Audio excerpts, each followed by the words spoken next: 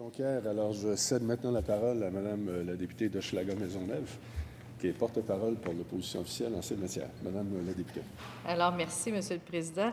Alors, juste peut-être pour vous corriger, je ne suis pas porte-parole en ces matières, mais je suis devenue porte-parole dans le cadre de ce projet de loi-là, parce que mon collègue, le député de Sanguinet, qui est le porte-parole Conseil du Trésor, était bien occupé dans une autre commission sur le projet de loi 3 sur les régimes de retraite. Alors, on m'a délégué la tâche, mais j'ai été bien accompagnée par toute l'équipe de mes collègues, la députée de Joliette, le député de Saint-Jean, le député de Jonquière. On a aussi le député de Verchères qui est venu et le député de Terrebonne. Alors, je veux les remercier de leur appui. Écoutez, Monsieur le Président, le projet de loi sur la gestion et le contrôle des effectifs des ministères, des organismes, des réseaux du secteur public ainsi que des sociétés d'État, c'est un projet assez technique, il faut se le dire. C'est un projet qui nous a permis d'apprendre beaucoup de choses. On a eu droit, je pense, collectivement, à un cours 101 administration publique, où on a été capable d'apprendre à dénombrer les choses selon les secteurs et surtout de voir l'ampleur de l'application de ce projet de loi-là. Alors, dans un premier temps, vous savez, Monsieur le Président, nous avons déposé une motion de scission ici en Chambre lors de l'adoption de principe et nous n'avons malheureusement n'avons pas gagné cette motion de scission, ce qui fait que le projet de loi qui compte vraiment deux secteurs, soit le dénombrement et le contrôle, eh bien, pour nous, il y avait là vraiment deux sujets distincts de discussion et le gouvernement a refusé de scinder le projet de loi. Ce qui fait que pour nous, la partie, pour notre formation politique, la partie dénombrement qui s'applique dans le projet de loi est pour nous une nécessité. Un État doit connaître le nombre de ses effectifs. Et ça, pour nous, il n'y avait pas de question là-dessus, mais surtout connaître ses effectifs dans l'ensemble de son périmètre. Le ministre appelait ça son univers. Alors, dans l'ensemble de l'univers du Conseil du Trésor, mais surtout du gouvernement, de l'État québécois. Et on se rappellera, Monsieur le Président, que ce projet de loi-là, à l'article 2, venait inclure, entre autres, tous les organismes sous la responsabilité de la loi de la fonction publique, mais ça incluait, et là, durant nos débats, on nous a déposé une liste de trois, presque 4 pages, Monsieur le Président, d'organismes qui seraient assujettis dorénavant. Et c'est ça qui est différent parce qu'entre autres, à l'annexe 3 de cette liste, qui est la liste qui est assujettie à la loi sur la fonction publique, eh bien, on a Hydro-Québec, on a l'Auto-Québec, on a la Société des alcools du Québec.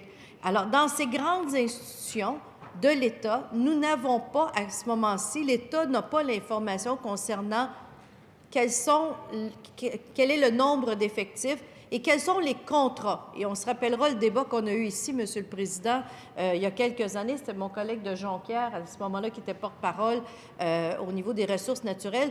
Tout le débat que nous avons eu concernant les contrats d'Hydro-Québec.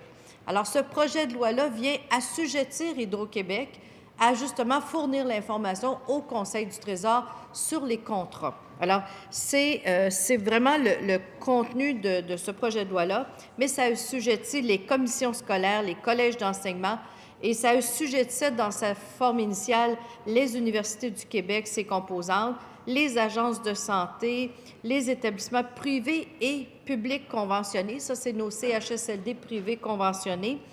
Ça assujettit aussi tout ce qui est au niveau des organismes autres que budgétaires, qu'on pense à l'Agence du revenu, à la Commission des normes, à la Régie du logement, à la Société de la place des arts, etc. Ça va très large, Monsieur le Président. Alors, pour nous, le dénombrement de l'ensemble du périmètre de l'État, pour nous, il y avait vraiment quelque chose d'important. Mais la portion contrôle sur l'ensemble de tout cela, eh bien, c'est ce qu'on questionne encore aujourd'hui. Comment le Conseil du Trésor va pouvoir contrôler l'ensemble de tous ces organismes et l'ensemble de cette fonction publique qui représente près de 550 000 effectifs. Alors, Monsieur le Président, à l'article 12, il y a un article important de cette loi-là qui est l'article qui nous permet qui oblige, et ça c'est très important, et ça on va surveiller ça, Monsieur le Président, c'est de maintenir les services. Alors, la loi oblige les ministères et organismes à maintenir les services. Alors, malgré un gel d'effectifs, malgré un gel d'embauche, malgré des nouveaux objectifs qui vont être déterminés par le Conseil du Trésor sur le nombre d'effectifs et surtout sur les limitations au niveau des contrats, eh bien, les organismes et ministères auront à assurer les services. Alors ça, je peux vous dire que nous avons discuté longuement de la transparence du mécanisme. On a obtenu plusieurs amendements, Monsieur le Président. Il faut dire que ça a été un travail, comment vous dites? De longue haleine. Ça a été un travail précis, minutieux, chirurgical pour s'assurer de la transparence. Puisque le gouvernement se dit le gouvernement de la transparence, on voulait que l'ensemble de ce processus soit transparent. Alors, on a à un article, entre autres, à l'article 7, je me rappelle bien, c'est tout le chapitre de la planification. Donc, chacun des organismes aura déposé une planification triennale. Mais dorénavant, pas juste la déposer ici à l'Assemblée nationale, Monsieur le Président, dans un rapport annuel. Ah non, dorénavant au Conseil du Trésor qui va vérifier, que ce soit Hydro-Québec, que ce soit les Innovatech, toutes les sociétés Innovatech, que ce soit la Commission de l'équité salariale, l'ensemble des organismes et des ministères devront déposer une planification triennale sur les mises à la retraite et sur l'ensemble de leurs effectifs, comment on va contrôler. Alors, imaginez le travail qu'il va y avoir pour faire cela et surtout le travail qu'il va y avoir pour vérifier ça au niveau du Conseil du Trésor. Et ça a été souvent notre questionnement. Qui va faire ça? Combien d'effectifs vont être nécessaires? Jamais nous n'avons eu de réponse, Monsieur le Président, sur cette dynamique de la planification, mais surtout du travail de validation par le Conseil du Trésor. On a aussi, dans le projet de loi, on vient déterminer la période initiale d'application parce que ce projet de loi-là, l'article 9, donne le pouvoir au ministre de revenir quand il voudra et déterminer une nouvelle période de contrôle. Parce qu'on comprend qu'on a la période actuelle et s'installe une période de contrôle à partir du 1er janvier 2015, donc demain matin, aller au 31 mars 2016. Donc, dans cette période-là, déterminée par un article, le président du Conseil du Trésor va pouvoir finalement gérer, contrôler l'ensemble des effectifs de l'État et pas seulement les effectifs sous sa responsabilité tel que le prévoit l'article, le deuxième alinéa de la loi de l'administration publique à l'article 32, mais bien l'ensemble du périmètre, l'ensemble de l'univers de l'État, comme le dit le ministre. Alors, pour nous, le fait d'avoir un article qui permet au ministre de revenir en tout temps avec une période à déterminer et une forme de barre ouverte qui laisse, dans le fond, au gouvernement de pouvoir instaurer ces mesures de contrôle en tout temps, ce qui nous inquiète énormément. À l'article 10, Monsieur le Président, quelque chose qui vient aussi renforcer le pouvoir du Conseil du Trésor, c'est le Conseil du Trésor dorénavant qui va établir les niveaux d'effectifs pour l'ensemble de l'univers du ministre. Alors que ce soit chez Hydro-Québec, que ce soit au Conseil du statut de la femme, que ce soit dans le ministère des Ressources naturelles, que ce soit dans le ministère de l'Agriculture, c'est le président du Conseil du Trésor qui va déterminer des enveloppes qu'il va remettre soit aux organisations comme Hydro-Québec ou directement au ministre, et ce sont ces effectifs-là que chacun devra contrôler. Mais ces effectifs seront déterminés, et l'article 10 est très précis, par le Conseil du Trésor. Par la suite, toute une portion de la loi, ce sont sur les contrats de service. Parce que vous comprenez, Monsieur le Président, et on le sait très bien, une organisation, un ministère ou un organisme public qui souhaiterait contourner la loi, alors il se fait geler ses effectifs, fait geler son embauche, fait réduire son enveloppe d'effectifs, pourrait très bien, par un contrat de moins de 25 000, par exemple, envers une personne physique, aller embaucher, faire des travaux en contournant la loi, ou tout simplement, un hôpital pourrait faire un contrat avec une agence, par exemple, pour embaucher des infirmières, ça se voit limité. Alors, on est venu préciser, et ça, je vais vous dire, ça a été de longues discussions avec le ministre, et pour nous, on avait besoin de transparence, on avait besoin de plus de validation, et le ministre nous a finalement déposé un amendement qui vient resserrer l'ensemble du processus et pas resserrer à peu près. Mon inquiétude est toujours la même, comment le Conseil du Trésor va assurer le suivi de ça, mais la loi prévoit un article qui maintenant, tout contrat de plus de 10 000 $ avec une personne physique. Alors, je vous donne un exemple. Le ministre des Affaires municipales veut faire rédiger un discours, par exemple, veut donner un contrat à l'extérieur pour rédaction d'un document, impression, etc. Il veut faire ça à l'externe. Si c'est un contrat de plus de 10 000 avec une personne physique, il devra aller au Conseil du Trésor se faire approuver. Alors, le fait de contourner la loi vient par cet article-là être resserré. C'est la même chose pour les personnes morales, Monsieur le Président.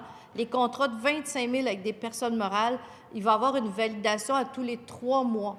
Alors, le Conseil du Trésor va demander à chacun des organismes de déposer à tous les 3 mois ces contrats avec personnes morales de plus de 25 000 pour s'assurer que les organismes ne contournent pas la loi. Alors, on vient là mettre la ceinture et les bretelles, et je peux vous dire que ça a été de longues discussions. Ça a été des heures, ça, de discussion, l'article 14, et finalement, le gouvernement est revenu avec une position pour vraiment resserrer et assurer un contrôle. Et d'ailleurs, les organismes qui ont des conseils d'administration devront déposer de façon beaucoup plus fréquente les contrats de plus de 25 000 avec personne morale. On sait que dans certaines institutions, c'était les contrats de 100 000 et plus. Je pense par exemple à Hydro-Québec ou les commissions scolaires, c'était 100 000 et plus qu'on déposait au conseil des commissaires ou au conseil d'administration. Maintenant, c'est 25 000 parce que les titulaires de charges au niveau des organismes publics vont avoir beaucoup plus d'imputabilité à ce niveau-là. L'article 18, Monsieur le Président, nous amène au fait que dans les rapports annuels de chacun de ces organismes, ils devront faire mention s'ils ont respecté, oui ou non, l'enveloppe d'effectifs pour lequel le Conseil du Trésor en avait déterminé. Alors, il va devoir y avoir une mention dans le rapport annuel des organismes publics pour faire la démonstration s'ils ont respecté ou non. Et la même chose pour les contrats de 25 000. Ils devront mettre dans leur rapport annuel tous les contrats de plus de 25 000. Ça, c'est du jamais vu. Là, on est vraiment beaucoup plus en avant sur cette dynamique-là. L'article 24, alors, Monsieur le Président, l'article 24 a fait l'objet de nombreuses négociations. Je vois mon collègue Duffer en face. Ça a été, ça aussi, quelques heures, parce que le Conseil du Trésor avait proposé à l'article 24, qui est un article de sanctions. Alors là, c'est là où on vient appliquer des sanctions à ceux qui n'ont pas respecté les mesures de contrôle du président du Conseil du Trésor en période de contrôle. Eh bien, on venait réappliquer dans cette période de contrôle-là tous les pouvoirs de chacun des ministres, que ce soit celui de l'Éducation, particulièrement au niveau des commissions scolaires et des collèges. Eh bien, on venait reprendre les mesures de sanctions existantes dans les autres lois et là, on les appliquait en période de contrôle. Ce qui fait que, par exemple, une commission scolaire qui ne respecte pas les effectifs que le ministre titulaire de l'Éducation lui impose, eh bien, imaginez, il pouvait à ce moment-là aller au pouvoir d'enquête et pouvoir de tutelle directement. Alors, on a fait retirer ces articles-là et il y a un article plus global qui donne un pouvoir d'intervention au niveau du ministre titulaire ou du Conseil du Trésor, mais un article qui ne vient pas, dans le fond, mettre finalement le bâton tout de suite de l'avant, mais beaucoup plus des mesures correctrices et des mesures administratives que la tutelle ou le pouvoir d'enquête en tant que tel. Alors, je poursuis, Monsieur le Président. Aux articles 25-26, vous savez, on est venu aussi, une autre mesure, c'est de retenir les subventions aux organismes. Alors, par exemple, si l'AMT ne respecte pas les effectifs qui lui sont attribués par le ministre des Affaires, le ministre des Transports, eh bien, imaginez, le Conseil du Trésor pourrait venir annuler la subvention à l'AMT. Alors, c'est quand même pas un petit pouvoir, là. Et dans bien des cas, dans bien des ministères, c'est probablement même la survie de certains ministères. Alors, le Conseil du Trésor s'est donné énormément de pouvoir pour agir pour ceux qui ne respecteront pas les mesures de contrôle, et toujours ça en période de contrôle, qui est actuellement du 1er janvier 2015 au 31 mars 2016. À l'article 27, Monsieur le Président, on a eu une longue discussion sur la transparence entre les données du Conseil du Trésor et la Commission de l'administration publique. Vous savez, à la Commission de l'administration publique, on étudie les contrats. Alors, sont déposés là les contrats de tous les ministères, et il semble que c'est un travail assez fastidieux dans l'ensemble des ministères pour la transmission de ces données-là auprès de la Commission de l'administration publique. Alors, ce que l'on s'aperçoit, c'est que ces mêmes données-là vont toutes dorénavant être transmises au Conseil du Trésor. Alors, on a demandé qu'il puisse y avoir des travaux de fait entre le Conseil du Trésor et la Commission d'administration publique. Et là, on se demande finalement, puisque la Commission d'administration publique fait déjà ce travail-là, pourquoi le Conseil du Trésor se met ça sur les épaules en plus? Alors, s'il y avait plus de fluidité au niveau de la Commission d'administration publique, eh bien, on pourrait justement faire en sorte que la dynamique de validation, et surtout, c'est notre rôle de vérificateur, de contrôleur comme député à la Commission d'administration publique, qui est de contrôler l'action du gouvernement. Et c'est une commission qui, en général, fait en sorte de dire que nos collègues qui étaient là des deux côtés de la Chambre, Monsieur le Président, trouvaient qu'il y avait là une nécessité de réforme de cette commission-là. Alors, ces mesures-là pourraient dorénavant s'appliquer à la Commission des affaires publiques, mais c'était une discussion en parallèle, mais je tiens à le souligner ici. Vous savez, Monsieur le Président, on a réintroduit la CARA sous la responsabilité du Conseil du Trésor. Le gouvernement en place avait retiré la CARA de l'application de la loi de l'administration publique. Là, il la ramène dans le giron de la loi pour mieux contrôler la CARA, qui, semble-t-il, a eu une augmentation d'effectifs de 70 depuis 2006. Alors, on peut comprendre la volonté du Conseil du Trésor et aussi la Commission de santé et sécurité de travail, qui seront aussi assujettis à cette loi en tant que telle. On a eu des discussions concernant l'Association des pharmaciens en établissement. Il y a une entente de travail 2012-2015. On voulait s'assurer que l'entente de travail ne serait pas mise en danger à cause des modalités de la loi. Le ministre nous a confirmé qu'il n'en était pas. Cela nous a rassurés. Mais, Monsieur le Président, ce que ce projet de loi a fait, c'est surtout reconnaître le traitement différencié qu'il y avait pour le réseau des universités du Québec. Alors, nous avons travaillé très fort. Nous avons fait beaucoup d'heures. Vous savez, l'opposition il y a un seul pouvoir quand on est dans l'opposition, c'est le temps et la parole. Et nous avons utilisé le temps et la parole pour faire en sorte de faire valoir au ministre que de traiter nos universités du Québec, du réseau de l'Université du Québec versus les universités à charte qui sont au Québec de façon différenciée était totalement injuste. Totalement injuste. Et venir brimer nos propres universités versus les autres universités à charte, eh bien, ça les rendait vulnérables. Et finalement, le président du Conseil du Trésor s'est rendu à nos arguments et s'est rendu finalement, il y a aussi que tout le réseau des universités du Québec se sont mis à contribution pour communiquer leur mécontentement tant au premier ministre qu'au président du Conseil du Trésor. Des articles de journaux ont été écrits et finalement, la raison a pris son cours. Eh bien, et nous avons aussi, par le fait même, fait en sorte que l'UPAC ne soit pas soumise au contrôle de cette loi, parce que, M. le Président, on comprendra qu'il semble assez injustifié de contrôler l'UPAC, surtout en cette période d'enquête importante. Alors, M. le Président, c'est un grand projet de loi que ce projet de loi-là. Il est grand dans son contrôle excessif. Il est grand dans son contrôle sur l'ensemble des sociétés d'État. Il est surtout grand dans comment on va faire au Conseil du Trésor pour tout contrôler ça. On est en gel d'embauche, gel d'effectifs. Le président du Conseil du Trésor nous a dit on est capable de faire ça avec nos effectifs. Nous en doutons beaucoup. On n'y croit pas vraiment, pour ainsi dire. On ne pense pas que le Conseil du Trésor aura les moyens de contrôler l'ensemble de cet exercice.